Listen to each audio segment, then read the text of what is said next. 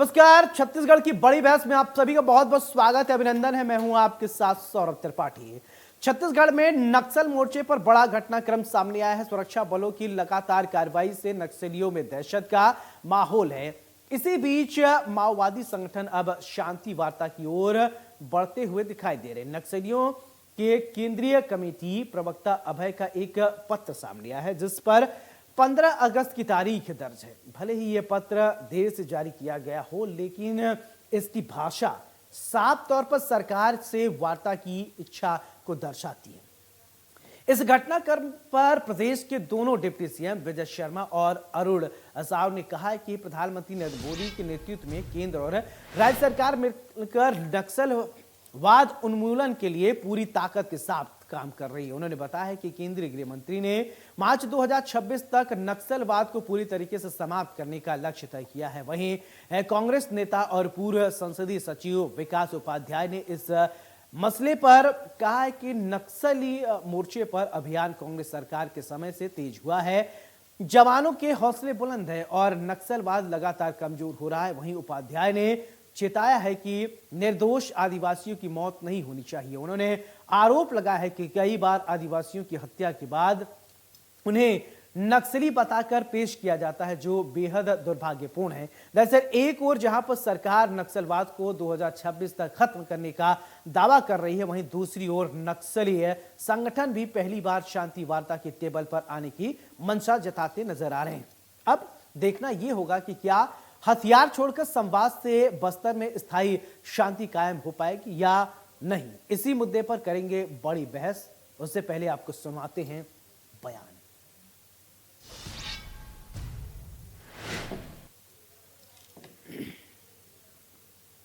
और पत्र की, अगर मैं इस पत्र को ऑथेंटिक और सही मानता हूं कि माओवादियों द्वारा जारी किया गया है, तो ये एक बहुत बड़ी घटना है छत्तीसगढ़ के इतिहास में, भारत के इतिहास में, नक्सलवाद के संदर्भ में।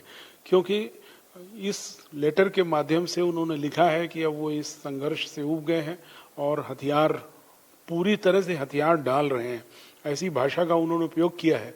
और साथ में उन्होंने अपने उन साथियों को भी लिखा है जो जेल में बंद हैं या जो कैडर अंडरग्राउंड है, कि अब इस पर अपने विचार रखें। देखिए, जिस प्रकार से प्रधानमंत्री माननीय नरेंद्र मोदी जी के नेतृत्व में सरकार लगातार नक्सल उन्मूलन के लिए काम कर रही है।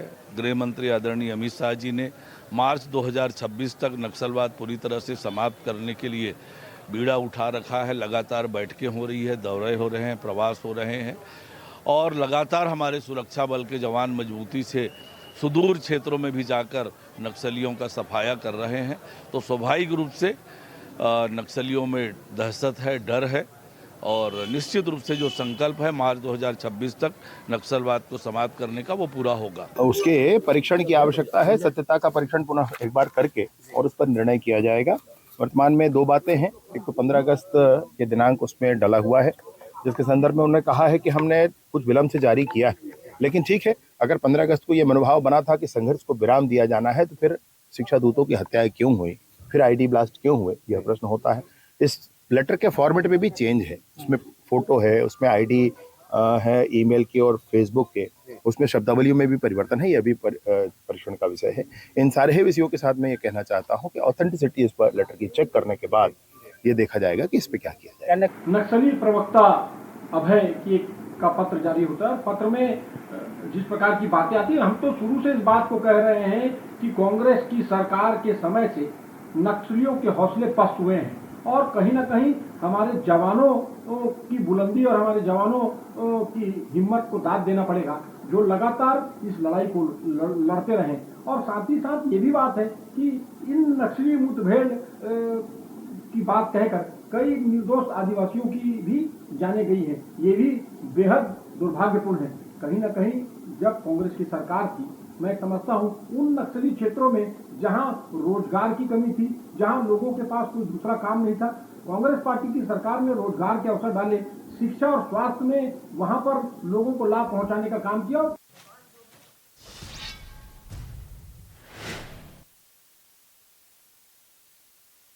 महत्वपूर्ण मुद्दा इसलिए हो जाता है, वो सरकार चाहे जो भी हो, नक्सलवाद को खात्मा करने के लिए बहुत महत्वपूर्ण होता है, क्योंकि ये छत्तीसगढ़ के लोगों की बात है। चलिए हमारे साथ दो खास मेहमान जोड़ रहे हैं, सबसे पहले परिचय करवाते हैं, इसके बाद चर्चा की शुरुआत करते हैं। रवि ग्वालानी जी हैं, कांग्रेस के प्रवक्ता हैं, बहुत बहुत स्वागत है। वात्सल्य मूर्ति जी हैं, भाजपा के प्रवक्ता हैं, बहुत बहुत स्वागत है। चर्चा की शुरुआत रवि जी मैं आपसे ही करना चाहता हूं। देखिए, अब माओवादी ये कह रहे हैं कि वो बातचीत करने के लिए तत्पर है। 15 अगस्त का एक उनका लेटर वायरल हो रहा है, लेकिन अभी ये स्पष्ट नहीं हो पाया कि ये लेटर उन्हीं का है या किसी और का है। लेकिन कहीं न कहीं अब ये बातें होने लगी है कि नक्सली जो है वो बैकफुट पर जा रहे हैं, नक्सली जो है वो मुख्य धारा से जोड़ रहे हैं। क्या उन पर विश्वास किया जा सकता है या नहीं विश्वास किया जा सकता है? क्या लगता है रवि जी आपको? ने 15 अगस्त के बाद कई सारी घटनाएं की हैं। उसमें एक घटना तो वो रही जब 15 अगस्त को हमारे कांकेर क्षेत्र में एक झंडा फहराया जा रहा था एक बच्चे द्वारा, उसको मार दिया गया था बेरहमी से, ये बोल करके कि वो भारत का झंडा लहरा रहा है। लोकतंत्र को कमजोर करने का काम नक्सलियों ने किया। और उसके बाद 15 अगस्त का ये लेटर निकल करके आ रहा है। कई सारे हमारे शिक्षा दूतों को भी मारा गया। तो इस लेटर के ऊपर भरोसा किया जाना चाहिए या नहीं, अगर आप मेरे से व्यक्तिगत पूछेंगे तो इतना आसान तो नहीं है। क्योंकि अगर वाकई में उनकी वही इच्छा थी कि बातचीत करना चाहते हैं शांति से, तो उसके बाद ये घटनाएं क्यों? एक तरफ वो कह रहे हैं कि ये लेटर बाद में वायरल हुआ है, लेकिन है पुरानी डेट का। तो अगर वाकई में उस दिन उनकी मंशा ये थी, तो उसके बाद तो घटनाएं नहीं होनी चाहिए थी ना। अगर उस तरह की घटनाएं हो रही हैं, तो ये तो समझना पड़ेगा कि ये क्या मकसद से था। बिल्कुल। दूसरी बात मैं ये कहना चाहूंगा कि लोकतंत्र में बातचीत सबसे सुनहरा अवसर होता है कोई भी मसले को सुलझाने के लिए, खत्म करने के लिए। पहले भी नक्सलियों ने इस तरह से लेटर दिए हैं, लेकिन कोई असर नहीं हुआ। आज फिर एक नए लेटर की बात निकल करके आ रही है। तो बातचीत आखिर कब तक शांति से बात होनी चाहिए? मैं समझता हूं कि नक्सलियों से जिस तरीके से अभी हमारी देश की सेना, हमारे जवान भिड़े हुए हैं, मैं सारे जवानों को सलाम करता हूं, सीआरपीएफ की टुकड़ी को, पुलिस को, सुरक्षा बलों को। बहुत बेहतरीन तरीके से नक्सल मोर्चे में हम आगे बढ़ रहे हैं। इस तरह के लेटर कहीं गुमराह करने के लिए हैं या किस विषय में है, इसकी बारीकी से जांच होनी चाहिए। उसके बाद ही मैं समझता हूं कि इस पर टिप्पणी करना उचित होगा। बिल्कुल।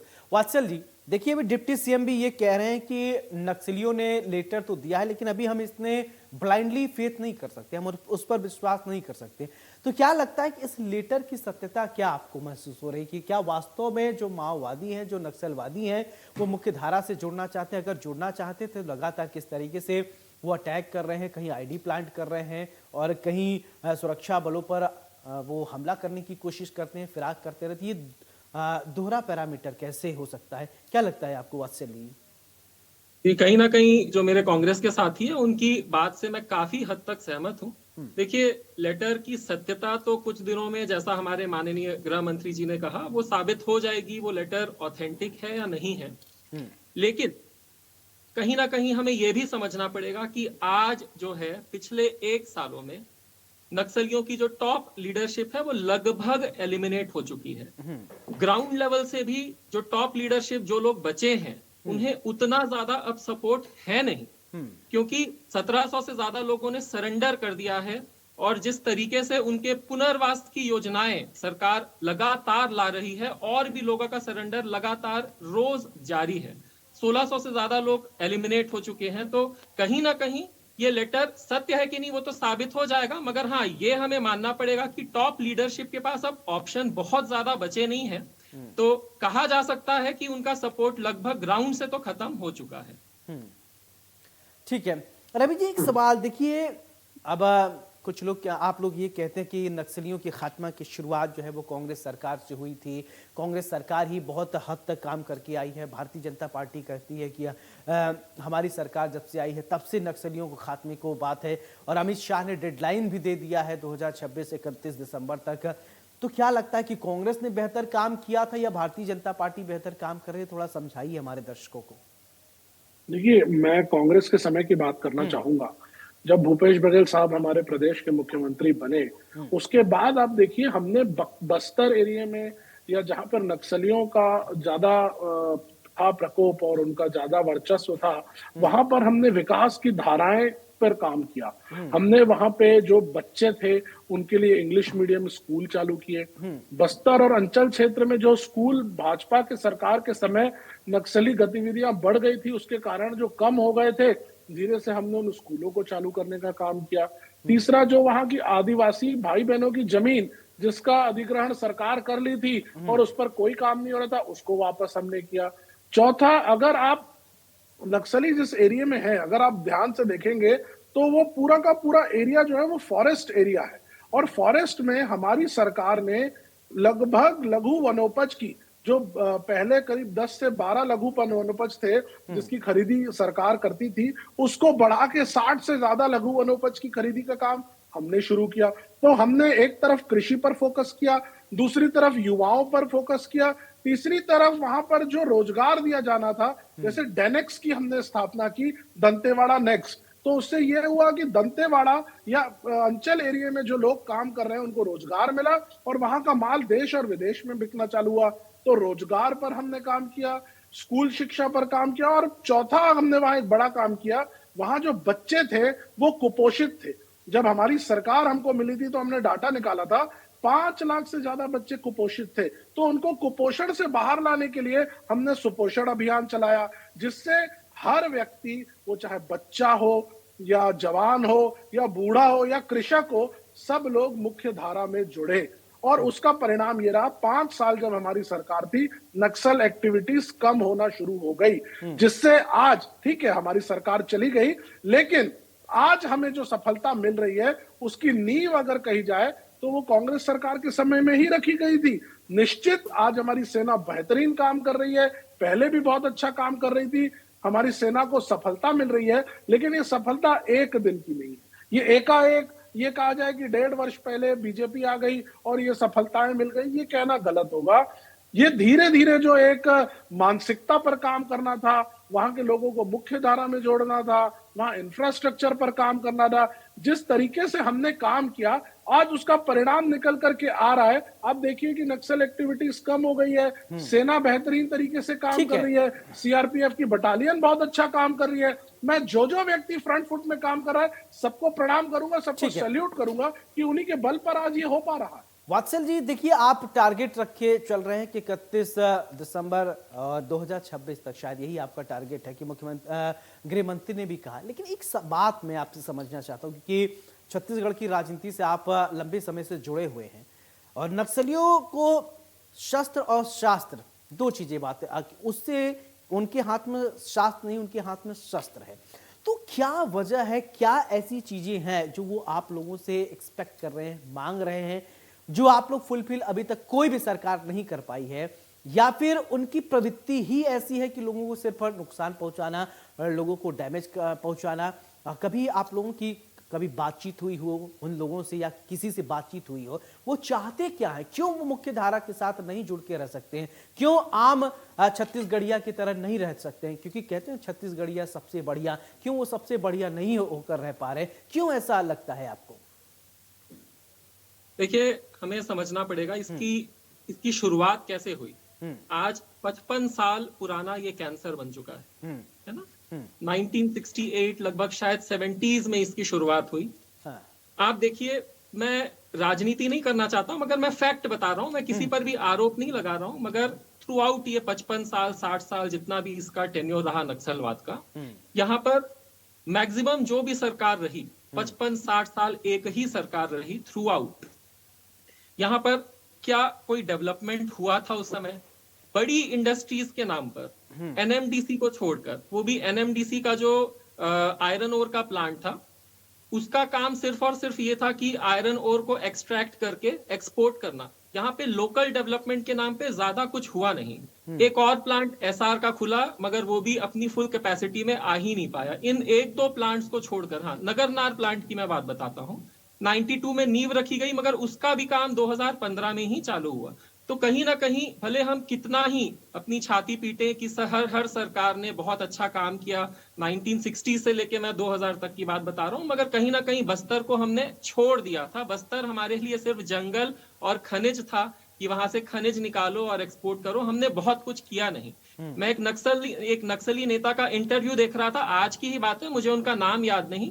वो कह रहे थे कि हम भी नहीं चाहते कि हम बंदूक उठाएं, हमारे बच्चे अनाथ हो, मगर कहीं ना कहीं सरकारों ने हमें लावारिस की तरह छोड़ दिया था जी। और हमने मजबूरी में नक्सलवाद को अपनाया, बंदूकों को अपनाया। तो कहीं ना कहीं जब मेरे कांग्रेस साथी कहते हैं ना कि नक्सलवाद के उन्मूलन की नींव जो है भूपेश बघेल जी ने रखी, तो कहीं ना कहीं भाई साहब आप ये भी कह रहे हैं कि जो पूर्ववर्ती जो कांग्रेस सरकार थी उन्होंने कुछ भी नहीं किया, जो कुछ भी किया भूपेश बघेल जी के आने के बाद ही हुआ। बहरहाल कांग्रेस ने भी किया, मैं ये नहीं कहूंगा कि कांग्रेस ने कुछ नहीं किया, मगर जब डबल इंजन की सरकार आती है तो जिस तीव्रता के साथ काम हुआ, देखिए 1700 नक्सली मारे गए, 1700 से ज्यादा लोगों ने सरेंडर किया, ऐसा इतिहास में कभी हुआ है क्या? पिछले 1 साल 1.5 साल में 500 नक्सली एलिमिनेट हुए, 1 साल में 14 नक्सलियों का की जो लीडरशिप है उनकी एलिमिनेट हुई।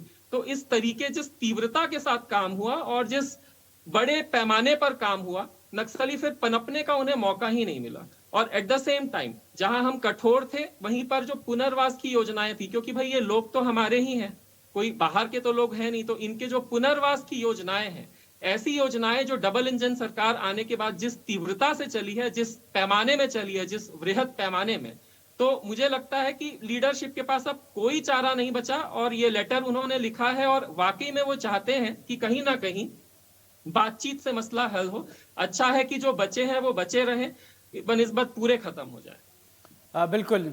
रवि जी, एक सवाल मेरा आपसे, अब ये चाहे आपकी, मैंने जो पहले ही सवाल पूछा, मेन मुद्दा यही है कि नक्सलवाद खत्म हो, और नक्सलवाद खात्मे के लिए आपकी सरकार रही, आपने भी काम किया है, और भारतीय जनता पार्टी की मौजूदा समय में सरकार रही है और सरकार काम कर रही है। क्या आपको लगता है कि वास्तव में अब वो वक्त आ गया है, या जो डेडलाइन गृह मंत्री की तरफ से रखा गया है, उस डेडलाइन तक खत्म हो जाएगा प्रदेश से नक्सलवाद? देखिए, डेडलाइन हमारे देश से हमारी सरकार ने दी है। ठीक है, डेडलाइन किसी भी काम की मिलनी चाहिए, टारगेट मिलता है कि इस समय तक हमको ये काम करना है, लेकिन खत्म हो जाएगा कि नहीं, ये एक बहुत बड़ा प्रश्नवाचक चिन्ह है। मैं आपसे ये पूछना चाहूंगा कि अभी मैंने थोड़ी देर पहले घटना का जिक्र किया, 15 अगस्त को एक झंडा फहराने वाले व्यक्ति की नक्सलियों ने हत्या कर दी। अगर भारत सरकार या छत्तीसगढ़ सरकार इनको लगता है कि ये डेडलाइन में काम करना चाहते हैं, तो उस बच्चे के लिए, उस परिवार के लिए भारत सरकार ने या प्रदेश की सरकार ने क्या किया? क्या उसको शहीद का दर्जा दिया, या कुछ ऐसी चीजें करी कि ऐसी घटनाएं नहीं होनी चाहिए? उसके बाद शिक्षाविदों को मारा जा रहा है। शिक्षाविदों को मारा जा रहा है का मतलब क्या हो जाता है कि वो लोग एजुकेशन सिस्टम को तबाह करना चाहते हैं। अगर शिक्षाविद को मारेंगे तो बच्चों को स्कूल नहीं भेजा जाएगा, अभिभावक डर जाएंगे और बच्चों को घर में बैठाए रखेंगे। उन शिक्षाविदों के लिए क्या किया गया?